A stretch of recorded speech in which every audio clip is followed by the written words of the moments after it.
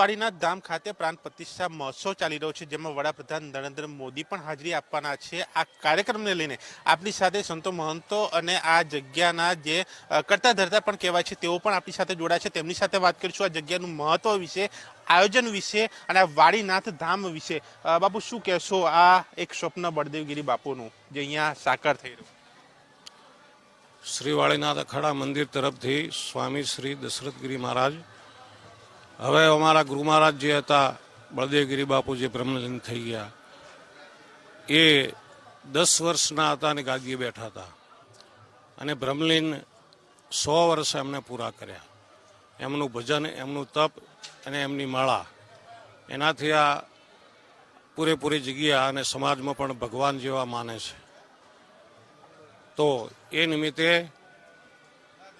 વાળીનાથ ભગવાનનું જે નવનિર્માણ જે મંદિર જે પામી રહ્યું છે, તે આજે 16 તારીખથી 22 તારીખ સુધીનો પ્રોગ્રામ છે। સમસ્ત સમાજ, પરપ્રાંતથી સંતો મંતો અહીંયા પધારવાના છે। સાથે તારીખ 22 તારીખે આપણા ભારતના વડાપ્રધાન PM પણ સાહેબ પધારશે, ગુજરાતના CM પણ પધારશે અને સંતો મહંતો સમાજ પૂરો જે આ જગ્યાનો જે છે, રબારી, આમ તો મૂળ ગાદી આપણે રબારી સમાજની છે, પણ અમે બધા દરેક સમાજ સાથે રાખીને સાથે આ કાર્યક્રમ બધો ઉજવ્યો છે। તો 22 તારીખે આપણા વડાપ્રધાન શ્રી નરેન્દ્રભાઈ મોદી સાહેબ, એમના દ્વારા પ્રાણ પ્રતિષ્ઠા શિવલિંગની સ્થાપના પોતે કરશે। બાપુ, જેમનું સ્વપ્ન છે તે બળદેવગીરી બાપુ નથી, એટલે ખોટ ક્યાંક એમની એક વાર્તા એ કાર્યક્રમમાં તેઓ નથી, એટલે એક આ ખોટ એક દરેક લોકોને ખોટ તો અમને બહુ મોટી પડી છે, કારણ કે એવા સંતો હવે મળવા બહુ કઠિન છે।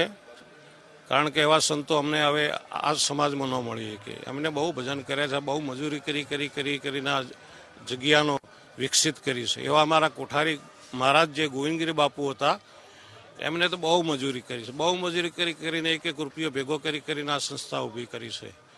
અને રબારી સમાજ જેટલો સમાજ છે એ અમારો આ ભાવ બહુ કરે છે, અમારું સ્વાગત પણ કરે છે। અને બાપુના આશીર્વાદથી પરંપરા જે રેમી ઘોડી, લાડચી ગાય અને અમારા આ જગ્યાના સ્થાપક 700-800 વર્ષ પહેલાં વીરમંગીરજી મહારાજ, એમને આ ત્યાં આગળ ધૂણી છે, ધૂણીમાં ચીપીઓ નાખીને અગ્નિ પ્રગટ કરેલી છે। અને ધૂણીના આગળ એક રાણનું ઝાડ છે, મોટામાં મોટું, આજથી 800 વર્ષથી એ ઝાડ એનું એ છે, નથી વધતું કે નથી ઘટતું। તો વાળીનાથ મંદિર, અમારા પરમ પૂજ્ય મહંત શ્રી જયરામગીરી બાપુ પણ વિદ્વાન છે અને વાળીનાથ આ જગ્યાના હું કોઠારી પણ છું। તો એવા બાપુના અને સંતોના આશીર્વાદ, જય વાળીનાથ।